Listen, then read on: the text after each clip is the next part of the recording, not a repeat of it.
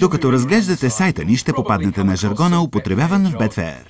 Никой не очаква всеки път, когато искате да направите залог, да носите със себе си голям Betfair речник за това. Нека да се запознаем с най-често употребяваните жаргони. Най-често срещаният жаргон е посрещнат залог. Както вече споменахме, на всяка борса, за да имаме залог, трябва да имаме играч, който предлага коефициент и такъв, който приема този коефициент. След като за даден залог имаме играчи за и против, за идентичен коефициент и облог, залога е посрещнат. Част от това, което извършва Betfair, е да посрещаме всички индивидуални залози за и против максимално бързо, за да няма непосрещнати залози.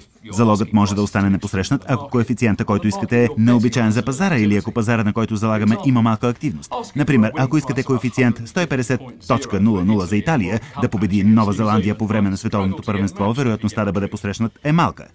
Печалба е друг важен термин в Betfair. Когато залагате за дадено събитие и въведете облог, вашата печалба ще се изпише ясно в частта «Моите залози». Печалбата, а това е сумата, която ще се преведе по сметката ви в случай, че прогнозата ви е правилна, е тази сума плюс първоначалния ви облог. Залагайки 100 евро при коефициент 2.2, печалбата ви е 220 евро или 120 евро печалба плюс 100 евро вашия първоначален облог. Лесно е, нали? Това важи и за залозите срещу. Ако искате да заложите 100 евро при 2.2 срещу даден резултат, печалбата ще е 220 евро, като това е сумата, отнасяща се за пълната транзакция. Но тъй като извършваме залог срещу, това не е сумата, която ще получим, ако облога спечели. Сега сте изправени пред така наречения риск. В случай, че играча, залагащ за победа, спечели, ние ще носим отговорност за печалбите. Така, тук виждаме, че отговорността е 120 евро. Ние трябва да върнем неговия залог 100 евро плюс 120 евро печалба, която е направил от моите средства.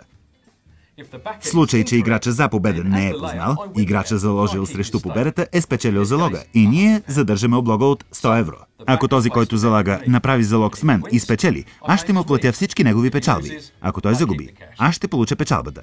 Когато залагате, може да спечелите само залога на другия играч. Коефициентите, които избирате, се отнасят само за вашия риск, така че се уверете, че сте направили правилния избор.